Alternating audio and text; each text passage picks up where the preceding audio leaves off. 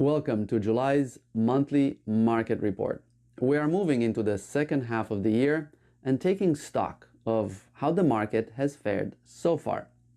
The good news is that despite many gloomy forecasts from early January, residential real estate markets have returned toward more typical seasonal trends as buyer demand has improved.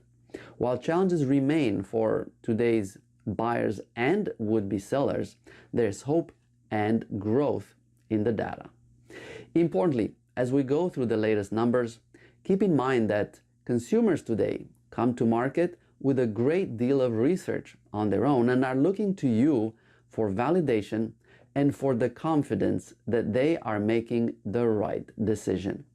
With that in mind, let's take a closer look at the numbers. As we delve into the numbers, it is important to remember what a challenging last 3 years we have lived through, both on the personal health and economic front, but also from the standpoint of real estate markets. We have lived through an unprecedented period, one fraught with a lot of uncertainty, a lot of challenges, and now in the wake of a real estate market that was by any stretch anything but average, which is why, as you've seen in the prior monthly market report, we've called it the unicorn year period. It's important to also remember that coming around to the new normal for many participants in the market, there is lingering uncertainty, concern, and perhaps sometimes confusion, especially as headlines spent the better part of this last year calling for a housing recession, for an economic downturn, for a decline in prices. So with all these in mind, it is important to remember for buyers and sellers, the confidence they need to make decisions comes both from learning more about the market, but equally importantly, from talking with a trusted advisor like you. So with that, I want to highlight in a way a quote from Vince Lombardi, who said so thoughtfully, confidence is contagious, so is lack of confidence. And I think as we go into the second half of the year, it's important to remember that understanding the markets, knowing the trends and the numbers is important precisely because we want to be confident that we understand the market. And so when buyers and sellers come and talk to us, they talk to you, more importantly, every day, they feel confident in making the right decision.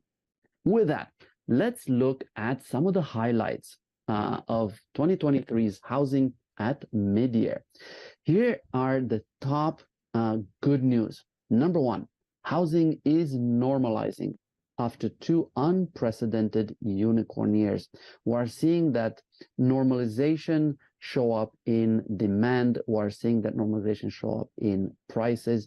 We're seeing that show up in a return of seasonality.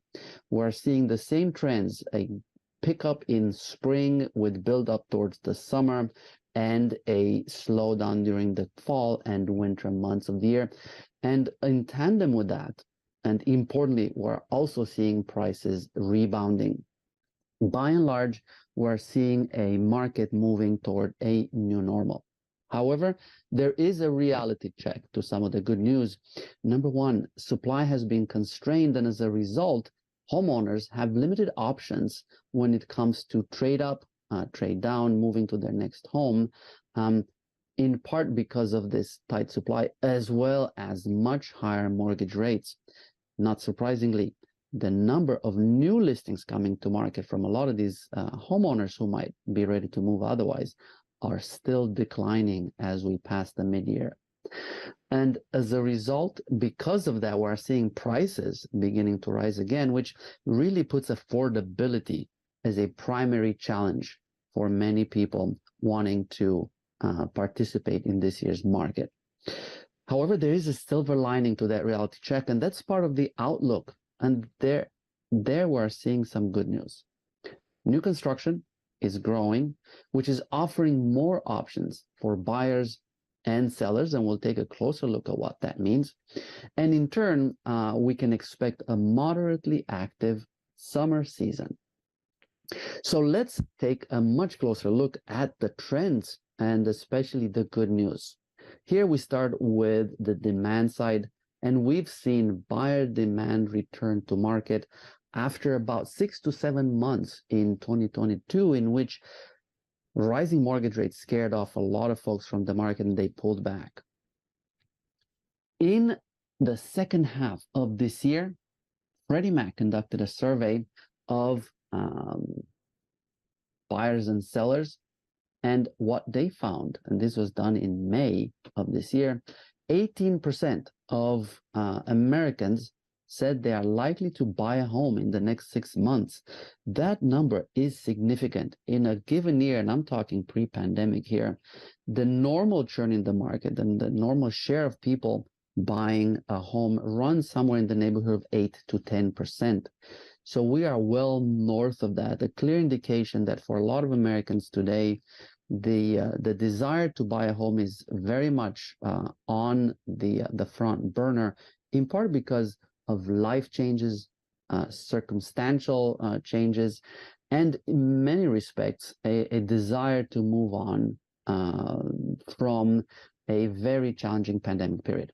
At the same time, 16% of Americans who own their home, who were surveyed in May, said they are likely to sell in the next 6 months. These are really solid indicators of market that is really returning to a more typical seasonal trend, but also importantly, returning towards a more active market. On the demand side, it's also important to remember that today's buyers come to market in much, much stronger financial shape. What you see here is from Experian, the average credit score of a typical American consumer. And you see this going all the way back to 2010. 2022, the latest number, shows an average FICO score, and this is FICO 8, of 714. It's the highest level it's been at, and it's been the same level for 2 years. So a strong economy, strong savings rate, strong ability to weather financial challenges have meant that credit scores are at all-time highs. Just as importantly for real estate markets, Americans who apply for a mortgage and get approved have even higher FICO score. You see here from the New York Fed as of the first quarter of this year, the median score of Americans taking out a mortgage was 765, even higher than the typical American consumer, and really a very good sign for a housing market moving toward a new normal. In addition, we've had now 10 months of mortgage rates moving mostly in a well-confined range, somewhere in the 6 to 7%.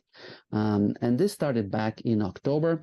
Yes, we've crested that 7% threshold a few times, but by and large, we've been confined in this range, which for all intents and purposes has become, in a sense, the new normal. And what we're being able to pick up from the buyer side is that many buyers across the country have accepted this, even though it's much higher than just a year ago, have accepted this as the new normal. And instead of asking, can I afford to buy a house? They're really asking, how can I make the numbers work so I can purchase a home? Again, another sign of normalizing markets. And I think that in that context, Lawrence Yunes, chief economist at NAR, his quote highlights something important. Mortgage rates heavily influence the direction of home sales. At the same time, he also highlights that relatively steady rates have led to several consecutive months of consistent home sales. And let's take a look at the numbers. What you see here are existing home sales from 2014 onward until this year. And you see in the green bars the months of this year. And as of May, the latest number, we were running at a 4.3 million annualized pace of sales with a nice steady month-over-month increase. Yes, we are below the long-term average of 5.3 million or so, but at the same time, as I mentioned earlier, despite really gloomy predictions of a massive decline in sales and prices this year, What we're seeing is a much steadier market, which is chugging right along as many Americans are looking for their first or next home. Importantly, when we look at home sales across price buckets, what you see here are sales in the $0 to $100,000 range, $100 to $250,000 range, $250 to $500,000 range, and so on.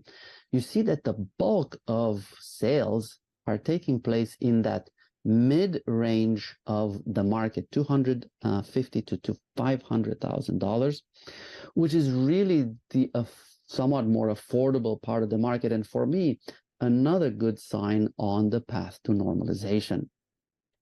At the same time, Lawrence Yun also points out that while available inventory strongly impacts home sales, existing home sales activity is down sizably due to the current supply being roughly half the level of 2019. And when we take a look at the numbers, we can quite quickly see at a glance what Lawrence means here. When you look at the average month supply for the 2011 to 2019 period, you see it's roughly about 5 months. That's the inventory you'd expect in a balanced market.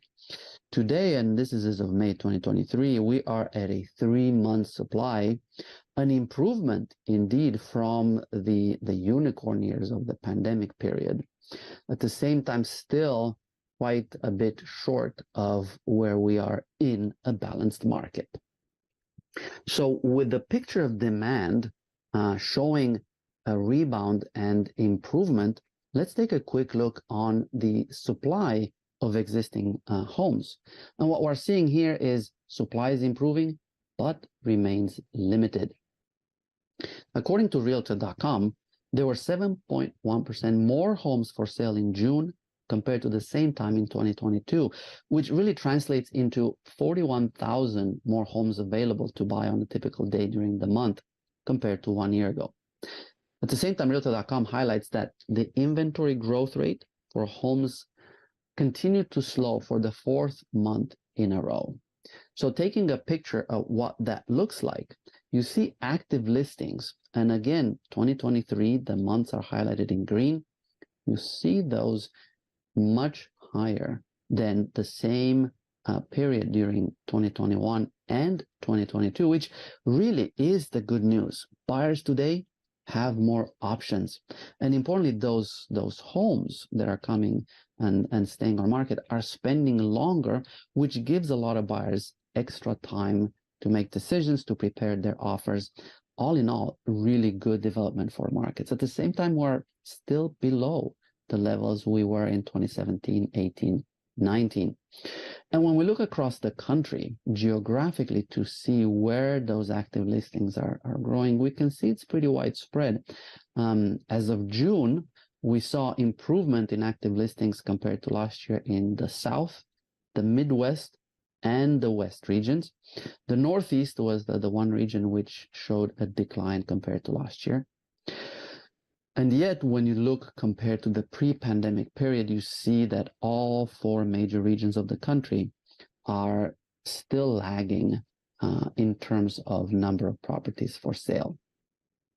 Realtor.com highlights what is driving some of this. And the company says in the final week of June, we noted that inventory actually declined on a year-over-year basis for the first time since last April. This substantial slowdown was primarily driven by fewer potential sellers opting to list their home. And of course, we also have a cyclical issue. The market is now lapping the period of higher inventory growth that we saw last year. And to put this into a visual form, you see active listings, and those are the blue bars on this graph, have really been greater than new listings, the green bars in the graph, for 13 months in a row. So you can tell that even with growth in active listings, what's really keeping the market back are those new listings. It's homeowners ready to move forward, but not feeling confident enough in the current market to do so. Now, Realtor.com points out that in June, the number of homes newly listed for sale declined by 25.7% compared to the same time last year. And importantly, new listings remained almost 28% below pre-pandemic levels. And this was an interesting highlight from Realtor.com. The pace of new home listings year to date is 16.4% lower than in the first half of 2020, when the real estate market was still contending with pandemic-era closures, restrictions, and uncertainties. What Realtor.com is highlighting here that the confidence level that homeowners have in today's market is even lower than that we faced during the toughest period of the pandemic years, something that speaks to how important it is to shine a spotlight on what's happening in the market, to talk to homeowners and reassure them that today's market is not the market that headlines in the media have talked about for the better part of 10 months. And looking at the numbers for the past 7 years, you see here every month plotted in terms of new listings. The dark blue line highlights this year. You see that new listings this year lag by quite a significant margin the prior 6 years. What's also worth noticing, again, the return of seasonality. When you look at 2017, 2018, 2019, the light blue and gray lines, you see the seasonal component at work. You see new listings, so homeowners bringing homes to market starting in February, but especially March, April, and May, right? Traditionally, homeowners bring homes to market in the spring, planning for a successful sale either in late spring or summer. And in tandem with that, we do see new listings begin to subside starting in June and then moving through July, August, especially as the new academic year starts for a lot of public schools in September, October, November. We see the fall and the winter months showing lower new listings. Similarly, we see this year, you see where June is, we are seeing that peak in May, and new listings are beginning to retreat as of June. I expect that number to continue mirroring the same seasonal trend. Of course, on the downside, that means we'll see fewer new listings potentially as we move through the rest of the year. But it's another indicator that we're seeing that return of seasonality. What also stood out, and I think the president of the Federal Reserve Bank of Richmond, Tom Barkin, captured so well. He said, I didn't fully anticipate how much the move in interest rates, particularly over the last 12 months, would convince people not to put their houses on the market. This, I think, speaks so much to the fact that many homeowners are many times looking to trade up or as they move into retirement, trade down. And the surge in mortgage rates have presented them with additional challenges. One, they are struggling just as much as first-time buyers with finding a home. And second, they are looking many times at homes that might be higher priced and carrying higher interest rates, which translate into a much higher mortgage payment every month. And speaking to that shortage of new listings, we took a look at the top 200 metros by population size that Realtor.com provides inventory metrics for. And what we found out in June, 99% of those top 200 saw new listings decrease compared to a year ago. This, in a sense, captures how tight the market for new listings is and how significantly uncertain many homeowners feel about today's market.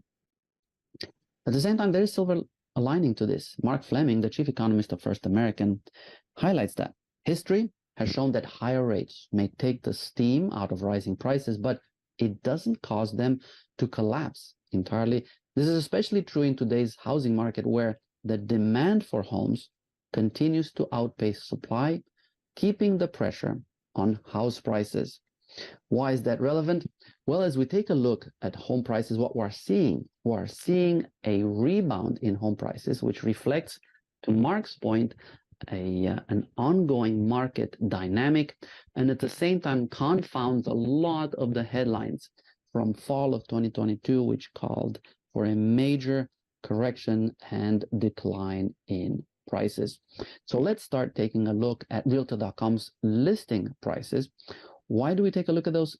Those tend to be the first numbers that buyers see when they come to market, when they look for inventory. And what you see here, you see that ramp up in 2022 when prices reached their peak in June of the year. And then you see as the rates, interest rates went from about 5.5% in June to over 7% in October and November, you see that retreat in listing prices. Naturally, for a lot of buyers and homeowners who would have sold, they signaled a major shift in the market, and both homeowners and buyers pulled back. However, as 2023 turned a leaf, what we saw is a lot of buyers come to terms with the fact that higher rates are here to stay. They still had life circumstances which required them to ask themselves, should I continue renting? Should I buy? And they returned to market. In tandem with that return in demand, we saw prices stabilizing and then begin an upward push as we move towards the midpoint of the year. And what you see on this graph particularly, you see that seasonal component begin to make a very clear return. This graph shows list prices going all the way back to January 2017, and you see prices tend to rise during the spring and summer months. They peak during the summer, they retreat in the fall and winter. The next year, once again, they begin to rise towards the summer and retreat in the colder months. And you see in 2022, prices rose sharply towards a June peak of 449,000. Then they retreated equally sharply over the fall and winter months, only to then rebound. And as of June of this year, median list prices were only about 0.9% below where they were during last year's record high level. A clear indication that market dynamics are shifting towards that normal seasonal pattern. Now, we know quite well that list prices, median sale prices tend to be subject to fluctuations in the kind of homes that sell every month or that come to market every month. Meaning in months where we have more entry-level homes, prices will trend down, mostly because they're less expensive homes coming to market. In months where you have larger homes, like during the summer, when a lot of families tend to move, or more luxury properties come to market, they can also skew that price. For that reason, we tend to also look very carefully at repeat sales indices, meaning indices that track the sale of the same home over time to gauge much more accurately what's happening to home values. And here we have three of them. We have the Case-Shiller Index, the Fellow Housing Finance Agencies Index, and CoreLogic's Index. And what you see in month-over-month changes, you see that second half of 2022 retreat, and then you see that rebounding momentum in 2023, a clear indication that prices are on an upward march, much more in tandem with what would be typical in a given year.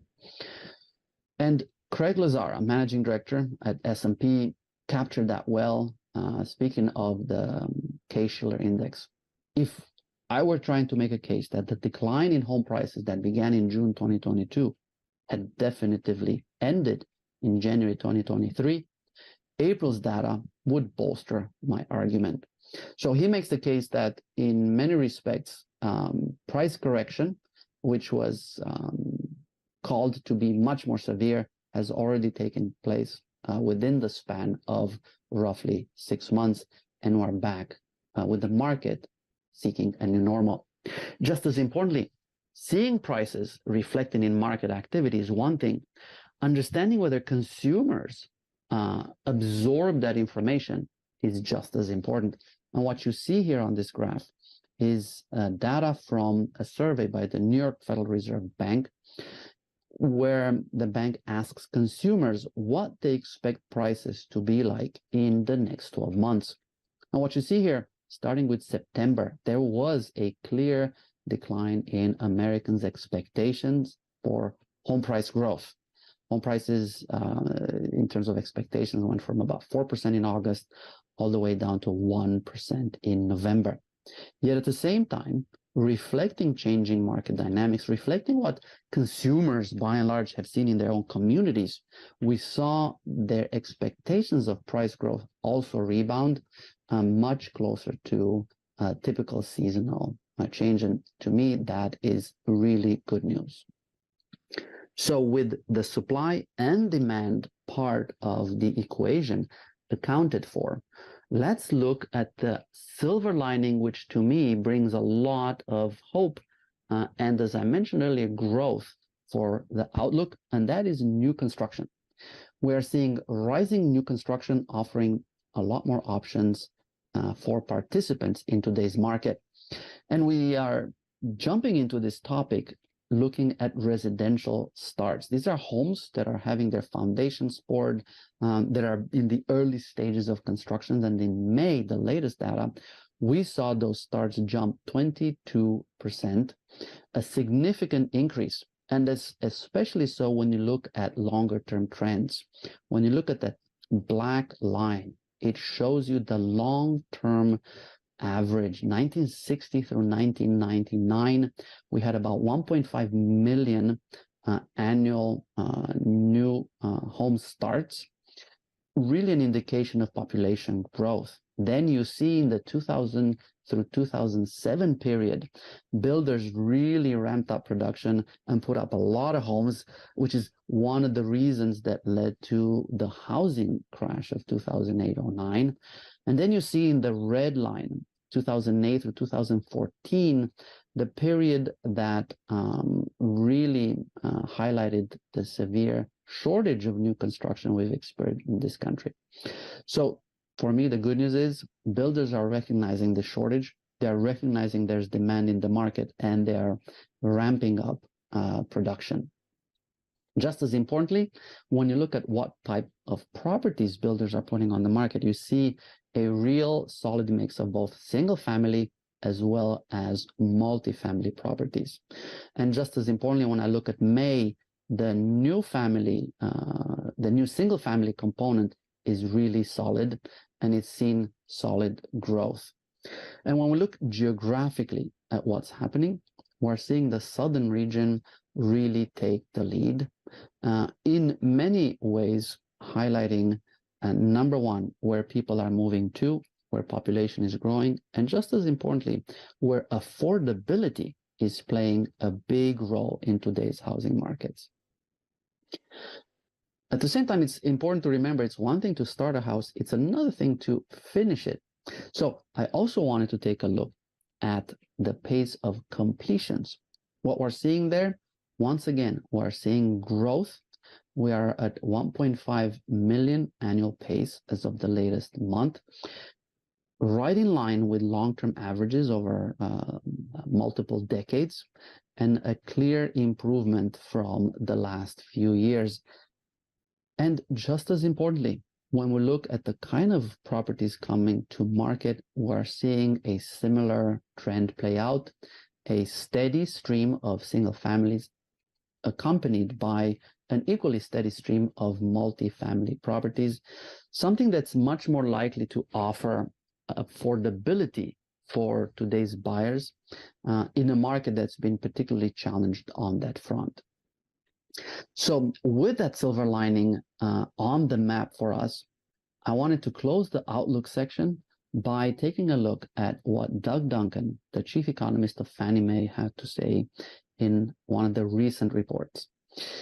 Doug pointed out that housing prices continue to show stronger growth than what was previously expected, speaking to the perception that was painted by headlines over the last 10 months versus the market reality.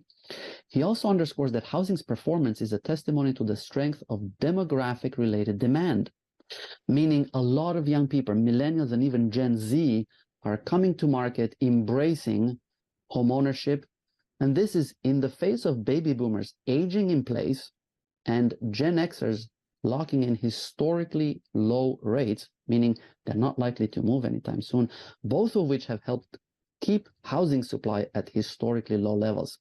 So what this captures is the fact that we have a huge generation of young Americans who are between the age of 26 and 35, period when they're looking at buying a home, coming to market in a strong financial position, ready to move forward.